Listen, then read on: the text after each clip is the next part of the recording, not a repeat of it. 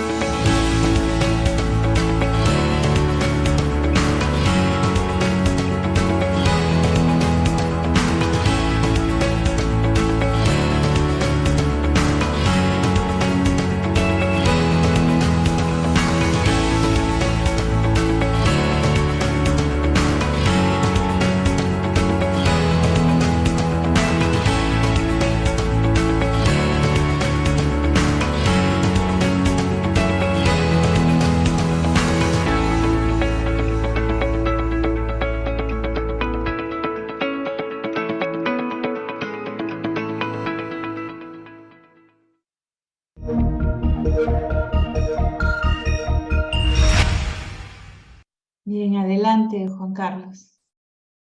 Muchas gracias, Mónica. Muchas gracias también a todos por estar aquí en este último día de febrero, casi cierre de verano. Quiero empezar agradeciéndote, Mónica, y a todo el staff de la revista Proactiva por el bonito video y en general por todo el trabajo que desarrollan siempre y en especial pues en la premiación esta que ocurrió el año pasado donde felizmente pude obtener esta distinción. Les voy a contar un poquito acerca del trabajo que estamos haciendo desde UTEC, la Universidad de Ingeniería y Tecnología en Lima, para reprocesar los residuos de minería aurífera artesanal formal. Lo que vamos a empezar es hacer una introducción general para que se entienda un poquito la problemática y hacia el final vamos a ir viendo ya algunos temas un poquito más técnicos. Siempre de manera muy corta, tenemos solamente 15 minutos para la charla. Después estoy encantadísimo de responder preguntas o pueden contactarme después por correo electrónico. Tenemos formas de contactarnos, pero lo importante es mostrar un poquito en qué consiste el trabajo y la motivación para la misma. Así que vamos a empezar. Nuestro proyecto ya tiene un buen tiempo llevándose a cabo en Madre de Dios. Cuando uno se va a Madre de Dios, este es un video que recogimos en nuestra última visita. Pueden ver pues que estamos yendo por una trocha, este es un motocar, estamos pues muy accidentado. Tenemos todavía restos de bosque por aquí. Pues, obviamente uno podría pensar que debido a la trocha pues se ha empezado a deforestar un poquito, pero en realidad lo que ocurre es que la minería está avanzando muchísimo en Madre de Dios y en otras zonas y de manera muy desordenada. No, disculpen que haya tanto bache, pero es la realidad de la zona. Y fíjense en esta parte, nosotros empezamos a ver que tenemos ya una pampa deforestada frente a nosotros, ¿no? Ahora, ¿qué significa el tener estas pampas deforestadas, tener estos parches donde ya no hay ningún tipo de vegetación? Si nosotros vemos en Google Maps qué es lo que pasa, vamos a ver de hecho que en Madre de Dios hay muchos de estos espacios y que no son pequeños. Son áreas que están siendo devastadas por la minería descontrolada, ilegal, informal, ya que llega, por ejemplo, a verse principalmente en lugares como Guaypetue, que es donde empezó esta fiebre del oro en los 80s, y después se ha ido arrastrando por ejemplo, por La Pampa, que ahora es un área también bastante devastada, ¿no? ¿Cuál es el problema con esto? Obviamente que estamos destruyendo nuestra biodiversidad, estamos haciendo, hay mucho daño irreparable, o que es difícil de reparar en todo caso, y de hecho por eso es que Madre de Dios se vuelve tan emblemática, ¿no? Podemos ver, estas son noticias del 2022 todas, ¿ya? Puede ser desde portales del gobierno, portales de internet, diarios de amplia circulación en Lima, notas de agencias internacionales, por ejemplo, como USAID, y todas coinciden en indicar pues que hay un problema aquí, pero es importante mencionar que Madre de Dios lo que es un paradigma de algo que ocurre en muchos lugares. Lo mismo está ocurriendo en Puno, en Arequipa, en el norte, en La Libertad, en Piura. La minería ilegal, informal, está atacando diversas zonas y pues tenemos que ver maneras de ir combatiendo. Este es un ejemplo de una intervención justamente de las fuerzas del orden, de la policía, a una zona donde se estaban haciendo actividades de extracción de oro, ¿ya? Los problemas asociados son varios, ¿no? Hay mercurio que se vierte a la cuenca amazónica, la minería ilegal trae otras actividades, incluyendo trata de personas, tala ilegal, etcétera, contrabando, por ejemplo, y se ha deforestado muchísimo bosque en Madre de Dios. Ahora, ¿cuál es el problema con esto? La solución no es decir simplemente que cortemos esto, pues, porque la minería es la principal actividad económica en la región, representa casi la mitad del Producto Bruto Interno, es fuente de trabajo para más o menos el 20% de la población, todo el mundo en Puerto Maldonado, Madre de Dios, tiene por lo menos familiares cercanos que están involucrados en alguna manera de esto. Y algo muy importante es que existe un importante número de mineros que creen en la formalización y en la tecnificación.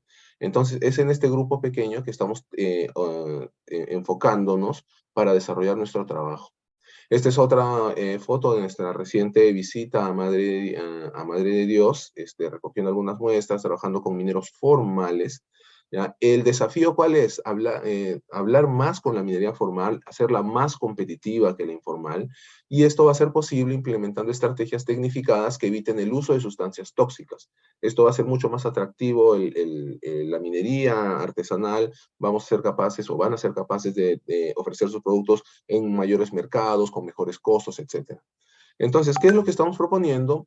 Procesar los residuos de minería artesanal formal para que puedan recuperar más oro, ¿ya? Y se generen ingresos para invertir, incluyendo en reforestación y en cierre de minas, porque eso es parte de lo que necesita también, según las nuevas certificaciones, lo que necesitan los mineros para poder vender el oro a mayor precio, perdón. Entonces hay una ganancia inherentemente, incluso económica, por hacer un trabajo más sostenible, ¿no? Brevemente, lo que hacemos nosotros en nuestro grupo, tenemos un grupo interdisciplinario llamado MOCHE, y lo que tratamos de hacer es comprender en diversas escalas las etapas del procesamiento de minerales y metalurgia extractiva, ¿no? Y después diseñar estrategias sostenibles. No nos encargamos solo de un tema, sino que vamos desde la identificación de minerales de interés, desde la parte mineralógica, pasando por aspectos de cuantificación, concentración, lixiviación, tratamiento de los efluentes, el análisis de la viabilidad de los procesos, hasta incluso llegar a buscar estrategias de reforestación que articulen todo este reprocesamiento de residuos.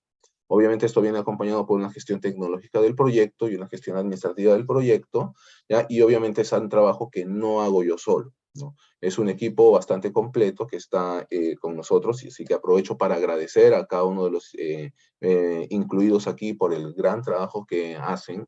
Y también adicionalmente, pues detrás de estas iniciativas académicas siempre hay un buen cuerpo de estudiantes muy comprometidos, así que también un agradecimiento para todos ellos. Bueno, vamos a hablar un poquito acerca de lo que hemos ido encontrando. Tenemos tres partes principales que quería mostrarles. Lo primero es contarles cómo es el proceso artesanal formal y dónde podemos encontrar oportunidades de mejora. Si nosotros empezamos teniendo un lugar que tiene una cantidad de oro, en baja concentración obviamente porque está naturalmente disponible en algún lugar en la cuenca amazónica, por ejemplo, pasamos primero por una etapa de concentración en una rampa con alfombra, donde el mineral, el lodo cae y lo pesado se queda atrapado en la alfombra, ¿no? Es un procedimiento bastante sencillo, pero increíblemente es muy eficiente. La capacidad de concentración que tiene es muy grande, la concentración aumenta en un factor de 500 y se llega a un concentrado, un primer concentrado que tiene 100 ppm de oro aproximadamente. Después hay una etapa de también otra concentración gravimétrica llamada canaleta, donde también se empieza a lavar y se botan los minerales que no son muy densos, los que flotan más fácilmente, y también se consigue entonces un incremento en la concentración en un factor de 10 hasta llegar a algo de 1000 ppm de oro, que no es poco, estamos hablando de 1 kilo de oro por tonelada, usando rampas, plásticos, maderas, etc. O sea, es un proceso bastante impresionante en realidad. Y finalmente se pasa por una mesa gravimétrica, por ejemplo, donde se llega a obtener por un lado el oro casi puro y un residuo obviamente, y aquí hay un factor de concentración de más o menos 1000. Entonces, cuando uno ve esto y lo compara con la minería, con la gran minería, por ejemplo, que necesita procesos de conminución, chancado, molienda, exploración, etcétera, que es muy, muy, muy caro, uno entiende por qué es tan fácil y por qué es tan atractivo hacer minería artesanal, sobre todo en zonas como Madre de Dios.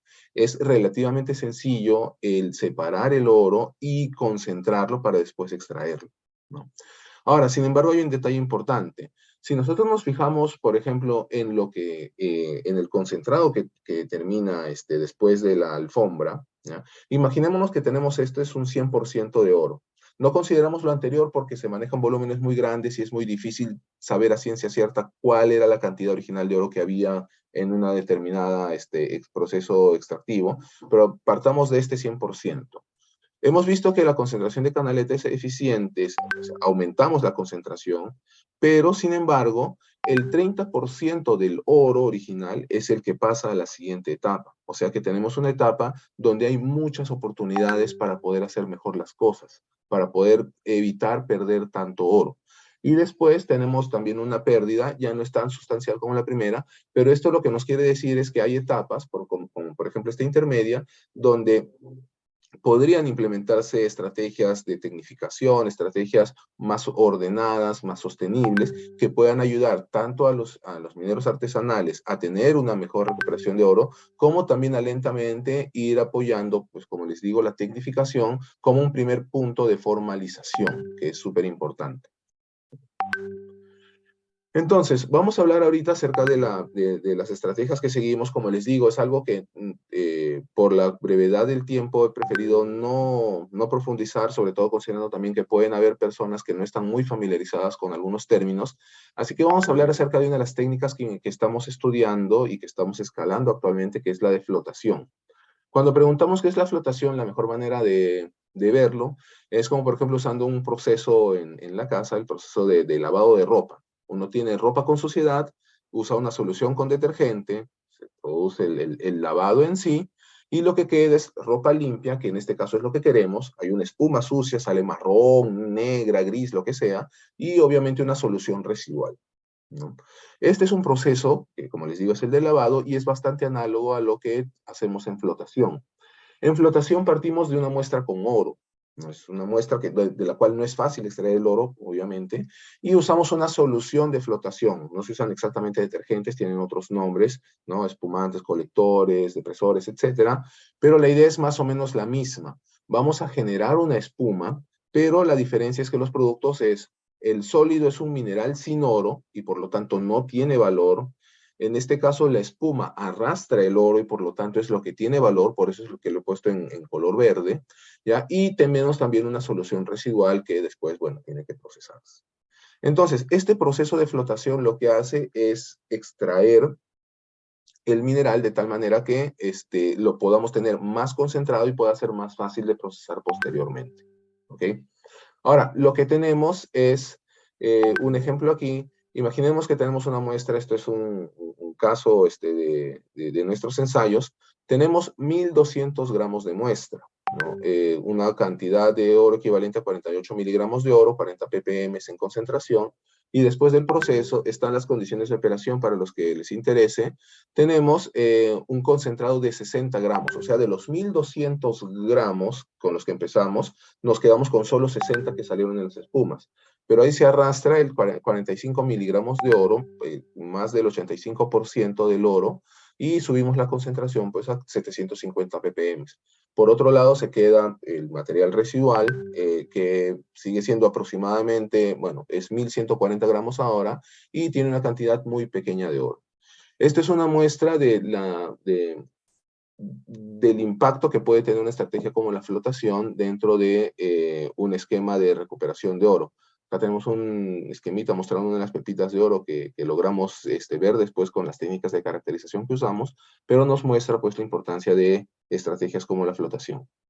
De la misma manera, la lixiviación, cuando uno emplea cloruros u otra sustancia, vamos a dar otro ejemplo análogo, tenemos una bolsa de té y usamos agua caliente para tener, obviamente, nuestro té caliente, aunque en verano uno no tiene muchas ganas de esto, y una bolsa de té usada.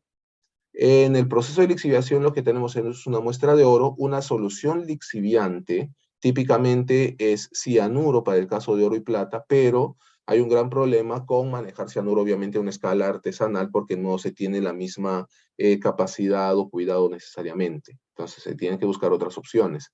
Después entonces ocurre este proceso de lixiviación y con lo que se termina es con una solución rica en oro y con una muestra residual, ¿no? Que ya no tiene el oro. Entonces, descarto el sólido, la solución se va con el oro y bueno, ya después también se recupera este oro, ¿no? Este es el proceso de lixiviación. En este caso, hemos usado tanques de lixiviación, hemos empleado reactores del tipo Airlift, como el que está indicado acá, y también les muestro algunos números muy brevemente, ¿no? Estamos experimentos con 1 kilo, kilo y medio, 2 kilos, ¿ya? Y por ejemplo, tenemos un residuo que tiene 15 ppm de oro, ¿no? Después de la lixiviación lo que tenemos es que el residuo sólido aproximadamente sigue siendo 1800 gramos, ya solo le quedan 1.6 miligramos del oro. El resto del oro que estaba aquí, que también equivale más o menos al 80% de la cantidad original, se va a la solución. Como les digo, para después poder extraerlo o recuperarlo mediante procesos de cementación, por ejemplo, entre otros. Entonces, esto es lo que estamos haciendo en nuestro proyecto. Como bien decía Mónica al inicio de la charla en su gentil presentación, pues, introducción, pues, estamos en procesos de escalar también nuestros procesos. Hemos empezado desde hace unos 8 años ya trabajando primero en escala laboratorio, en vasitos, hemos ido escalando a escalas piloto para manejar kilogramos.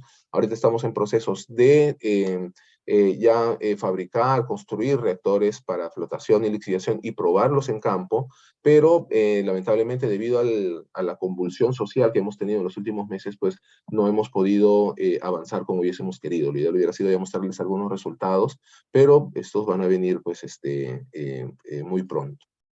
Entonces, en conclusiones, ya para ir terminando, ya son 15 minutos exactos, creemos que la tecnificación es una manera de transformar la minería en Madre de Dios.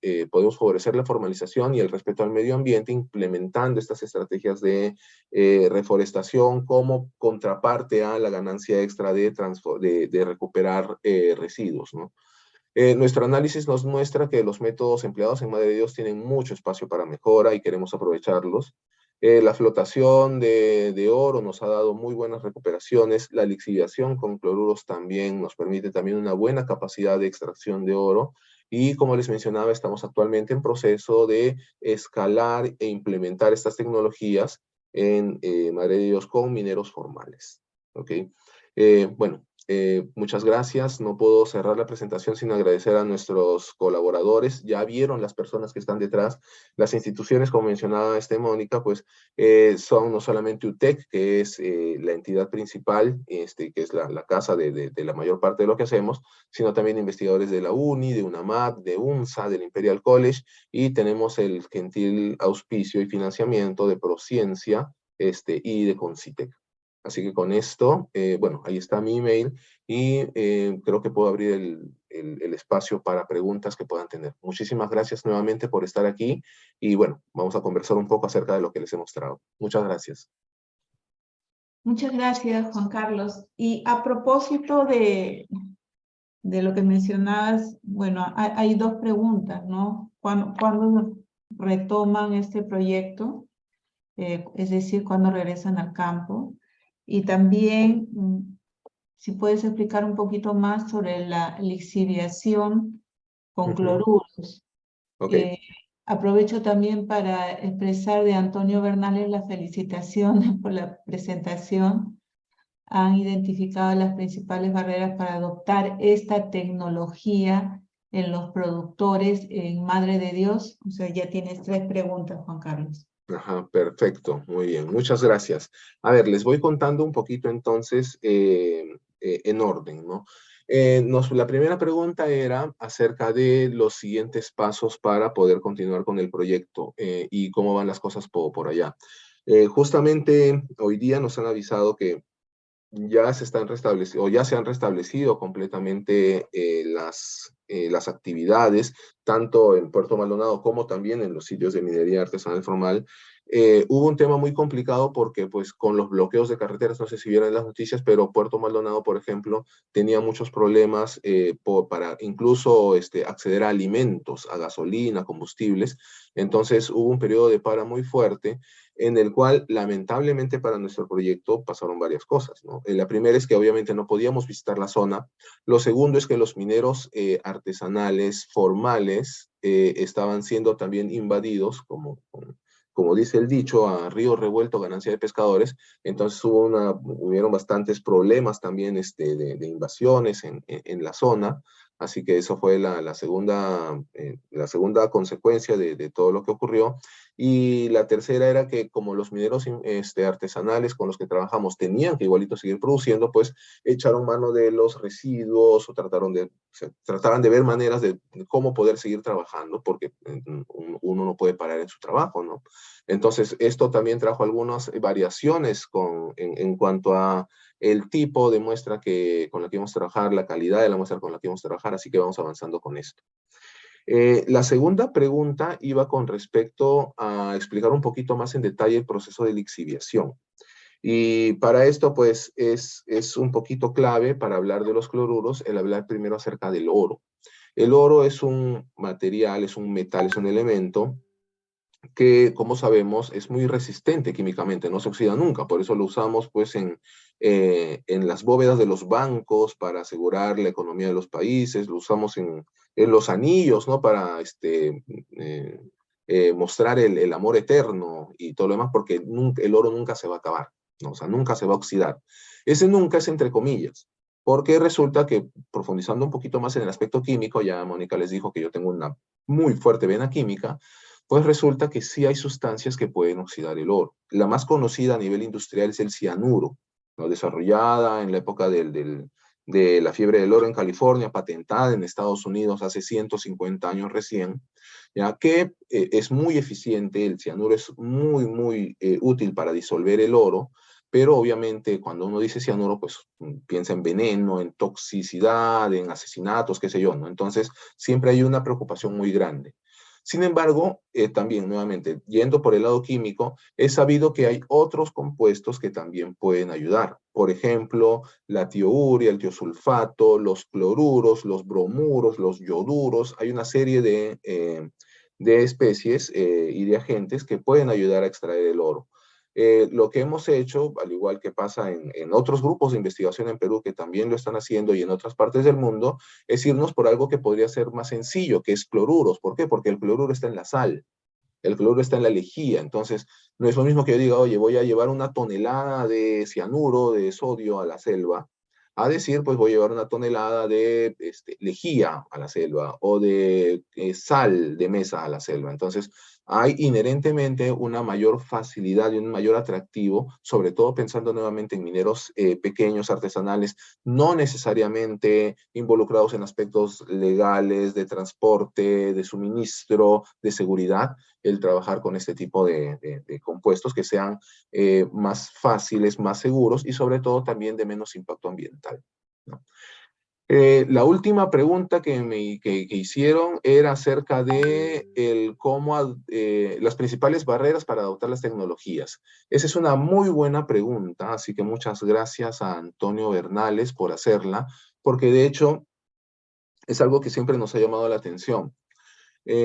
Obviamente no somos los primeros en querer enfocarnos en el tema de minería artesanal, no somos los primeros en proponer soluciones para la minería informal y legal en Madre de Dios, y eso nos llevaba también a ver qué es lo que estaba ocurriendo, ¿no? ¿Por qué hay tan buenos desarrollos tecnológicos que no llegan a implementarse? Y justamente el punto 1 de mi charla iba hacia ese aspecto. Si yo le digo a alguien, oye, ¿sabes qué? Tenemos que invertir $10,000 en un reactor de flotación, hay que pagarle a un personal calificado, a un ingeniero, 2,000 soles al mes y a un operario 800 soles al mes para que hagamos una serie de procesos, lo que diría cualquiera es, oye, pero yo lo que necesito es una rampa, un motor, necesito plásticos, una bañerita hecha de madera, y con eso puedo llegar a tener algo muy eficiente y realmente es muy difícil competir por ese lado, ¿no? Entonces, ¿cuál es la barrera que vimos? Que en realidad, si nosotros les decimos, oye, ¿sabes qué? Tú puedes aumentar o puedes concentrar a tal nivel superior. O sea, si ellos comparan el capital de inversión, ¿no? Su CAPEX, el OPEX que requieren, pues, o sea, lo que usan ahorita es muy inferior por debajo de cualquier actividad minera grande, por ejemplo, ¿no? Entonces, por ahí hay un tema que no ven la necesidad. Siempre se habla de la ausencia del Estado en muchos lugares, también nuevamente, ¿no? Si no hay un ente fiscalizador que te obligue a no usar mercurio, a no contaminar, a no usar dragas en algunos lugares, pues mucha gente va a seguir haciéndolo porque no hay consecuencias. Entonces también hay un tema legal, político ahí, ¿no? No tenemos, como nación, no hay suficientes mecanismos como para detener esto. Y finalmente un aspecto muy grande, tal vez derivado de los dos, es la desconfianza. Hay mucha desconfianza, sobre todo hacia la minería, bueno, hacia la minería grande y formal, hacia la academia, hacia las universidades. Siempre hay mucho temor de parte de mineros artesanales formales. Ellos se sienten finalmente muchas veces en un fuego cruzado, como pasa en muchos casos en el Perú, entre gente ilegal de mal vivir que quiere invadirlos y sacarlos, y muchos piensan, por ejemplo, que las grandes mineras quieren ocupar esos lugares y que por eso es que hay tantos problemas y se critica tanto la minería artesanal. ¿no? De las universidades también, algo que tratamos de mejorar nosotros, no sé si hay gente también de universidades, pero siempre escuchamos temas de, no, sí, vino tal universidad, les dimos una muestra y ni más se aparecieron, o no vimos nunca los resultados de la investigación, no nos contactaron, y bueno, sí nos ha tocado hacer también muchos mea culpas nosotros, porque también nosotros como académicos, pues nosotros queremos descubrir la pólvora, o si no, consideramos que no ha habido ningún avance, pero sí sería una buena recomendación si es que hay académicos o emprendedores interesados en esto, pues el no perder comunicación y el ser muy abiertos. Encontramos oro, pues oye, mira, sabes que hay tanto oro. No encontramos, oye, no encontramos. Funcionó nuestro método, oye, funcionó, mira, vamos adelante. No funcionó, discúlpame, me equivoqué, nos vemos en la próxima oportunidad, pero siempre canales de comunicación. Así que creo que ya respondí a estas preguntas, Mónica. Sí, tenemos una tercera y cuarta. La tercera viene de Wilson Segarra Escalante, perdón, la cuarta y la quinta. Wilson Segarra Escalante. Buenas noches. ¿Han hecho pruebas con reactivos ecológicos en vez del uso de cianuro para lixiviar? Ok, muchas gracias por la pregunta, Wilson Segarra. Sí, de hecho, justo comentaban, nosotros hemos dejado atrás, desde que empezamos a trabajar con minería artesanal, dejamos atrás el cianuro. Nuestros experimentos e investigaciones anteriores usaban mucho cianuro, que es uno de los más importantes agentes lixiviantes, y por ejemplo ahora estamos muy enfocados en temas de cloruros. Empezamos haciendo ensayos con bromuros, por ejemplo, con yoduros. De hecho, tenemos una experiencia el 2016 con un grupo de la Universidad de Harvard. Pero el gran problema, pues, es que igual el bromo, el yodo, son también contaminantes y son peligrosos. Entonces, nos movimos a los cloruros. Como les mencionaba hace un momento, cualquier libro de texto nos dice claramente que el cloruro es una opción aceptable para lixiviar. No es tan buena como el cianuro, no es tan buena como el yoduro, pero sirve para lixiviar y es mucho más seguro. En cuanto a los agentes que acompañan, nuevamente uno tiene la oportunidad de escoger muchísimo, ¿no? Se necesitan también oxidantes, entonces obviamente uno podría tratar con permanganatos, dicromatos y cosas que ya desde que uno las menciona suenan feo, ¿no? Entonces, y de hecho son bastante tóxicas. Pero también hay pues reactivos oxidantes variados, y hay literatura, ¿no? Que usan no solamente lejía, hipoclorito, sino también peróxido, se usa ozono, que tienen un tiempo de vida más corto en todo caso y que podrían ser más seguros. Así que hemos hecho pruebas también con tiourea. De hecho, tenemos una tesis el año pasado publicada y un paper en camino, también donde hemos evaluado el uso de tiourea para lixiviar. Así que lo bonito de esto es que el espacio es muy grande. Hay mucha oportunidad para todos, para probar diferentes insumos químicos, diferentes tipos de reactores, diferentes escalas, diferentes estrategias comerciales. Así que, nada, en la medida en la que se vayan integrando las ideas, es que creo que se van a ir encontrando, ojalá que por fin soluciones que puedan implementarse eficientemente. Bueno, tenemos aquí la pregunta de Raúl Ulfe. Por favor, ¿podría explicar cómo es que se realiza la aireación? ¿Es a través de microburbujas o mediante burbujas finas de mayor diámetro? La aireación, en el caso de lixiviación, cuando usamos este tanque tipo airlift, lo que se hace es, el reactor lo que es, imagínense, dos tubos concéntricos, un tubo pequeño dentro de un tubo grande, con un sistema de inyección en la parte inferior, ¿no? El chorro de aire sale y sube por el tubo interno, y cuando llega a la parte superior, la solución que ha sido empujada, el lodo que ha sido empujado, pues tiene que caer necesariamente. Entonces cae y eso va produciendo la recirculación. Al respecto del tamaño de burbujas, pues justamente es muy importante el verificar este tema, porque dependiendo del tamaño de la burbuja, por ejemplo, se puede ver que haya una mejor transferencia también del gas al lodo, al líquido, a la suspensión en este caso, ¿no? Así que sí se trata de mantener una velocidad de inyección apropiada como para generar burbujas de un tamaño determinado. Esto en cuanto a la lixiviación. En cuanto a la aireación, los ensayos que hemos hecho es a través en celdas Denver, a través de inyectores dentro del aspa que genera estas microburbujas, ¿no? No hemos llegado a burbujas finas y el diámetro ha sido más bien constante. Sabemos que es algo que se tiene que investigar en más profundidad y de hecho mientras vamos avanzando con el escalamiento, que es nuestra tarea principal ahorita, pues sí pensamos también dedicarnos todavía más a la parte de investigación que en flotación.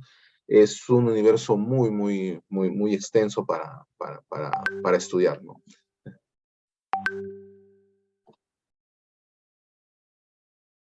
Yo aprovecho la oportunidad para decirte que esta es una temática muy importante para el país. Tenemos un creciente número de mineros o de personas que están trabajando en la extracción de minerales y precisamente lo que requieren es la tecnología que ustedes están investigando, que ustedes están trabajando. Ya nos has expuesto sobre el tema de la lixiviación con cloruros, que ayudaría mucho también para poder reducir el uso del mercurio y el uso del cianuro, como bien lo has mencionado, muy asociado hasta a novelas de crímenes.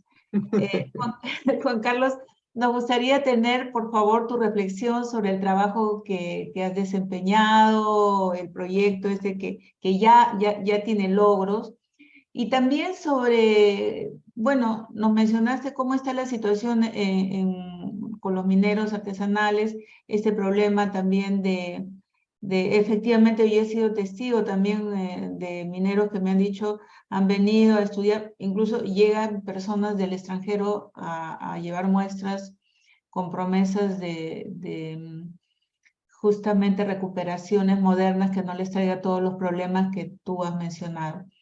Por favor, tienes el momento para tus reflexiones finales y poder cerrar esta linda tarde. Ok. Bueno, si tengo que reflexionar algo sobre este proyecto, creo que algo muy importante es el entender, como les mencioné ya en algún momento, que es un camino un poco largo. O sea, no es algo que se va a poder hacer en un par de años y no lo va a hacer una sola persona, ¿no? A raíz de las preguntas que sean justo, por ejemplo, acerca de las principales barreras para que se adopten las tecnologías o para interactuar con mineros artesanales, pues ahí, por ejemplo, eso de por sí ya nos obliga a tener no solamente un equipo técnico, un químico, un ingeniero, qué sé yo, sino también alguien un poquito más pegado hacia la parte de socialización, la parte de diseño de estrategias, de desarrollo de tecnologías, de innovación. Y, por ejemplo, ahorita, como parte del equipo, pues tenemos una gestión tecnológica que lo que busca justamente es desarrollar y hacer paquetes con las tecnologías de tal manera que puedan trascender el artículo de ciencia, que pueda trascender la tesis y pueda empezar por lo menos a ser visto con mejores ojos por parte de las empresas mineras, ¿no? En este caso, pequeñas formales. La reflexión a la que me lleva esto es que, de hecho, es algo que nos demoramos mucho en hacer en la universidad. Siempre es muy complicado, hay cosas a las que no estamos acostumbrados, pero también creo que es muy importante empezar a hacerlo. El aventurarnos, el tratar de dejar de pensar solo en yo soy químico y tengo mi conocimiento, sino también pero bueno, vamos a hablar con un ingeniero mecánico, vamos a hablar con un ingeniero electrónico, vamos a hablar con un metalurgista, vamos a hablar con un administrador, con un diseñador de negocios, etcétera, de tal manera que se pueda ir llevando el desarrollo que se tiene hacia el usuario final, ¿no? Como les mencionaba, este proyecto lo empezamos en muy pequeña escala, trabajando en vasitos, con moneditas de oro, pero poco a poco pues uno va saliendo de la escala laboratorio a la escala piloto, después ya a una escala mayor ya en sitio, en planta. Así que creo que es un poquito también lo que se necesita en el Perú. Obviamente no en todos los casos la investigación científica, yo soy científico, soy químico, la investigación científica es muy buena, pero cuando tenemos este tipo de motivaciones de solucionar un problema relacionado a sostenibilidad, relacionado a productividad, pues sí vamos a tener que tratar de saltar hacia el otro lado, tener más puentes y empezar a aprender.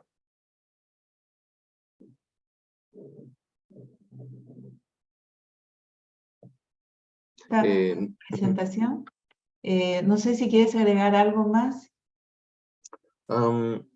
Bueno, ya lo mencioné, pero hay un equipo súper bueno detrás o al costado mío. No han estado acá, obviamente no pueden estar todos, pero es un equipo muy grande, como les digo, diversos profesionales, así que nuevamente el agradecimiento para ellos.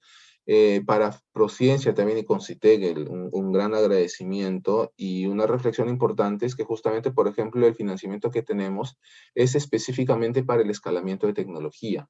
Así que hay también iniciativas muy buenas de parte del sector estatal para empujarnos a nosotros, científicos, investigadores de universidad, hacia el escalamiento, hacia la implementación de estas tecnologías y están proporcionando muchas herramientas para esto. Así que también un agradecimiento muy grande para ellos. Y finalmente a los asistentes también muchísimas gracias. Nuevamente, para cualquier consulta adicional, pues estoy listo a responderla. Les puedo dejar por el chat mi correo electrónico, lo voy a escribir ahorita si quieren más información o si tienen algún tema del cual quieran conversar. Y bueno, también muchas gracias a ti, Mónica, por la invitación y por esta bonita tarde. Bueno, ha sido la presentación del proyecto Reprocesamiento de Residuos en Mina Aurífera Formal, que resultó ganador en premios proactivos en la categoría Pequeña Minería y Minería Artesanal. Finalmente, quiero agradecer a todo el público asistente y reiterar las felicitaciones, Juan Carlos, por este brillante trabajo. Asimismo, los invitamos al público a asistir a nuestro próximo webinar a realizarse el martes 14 de marzo a la misma hora, 6 de la tarde. Muchísimas gracias con todos. Buenas noches.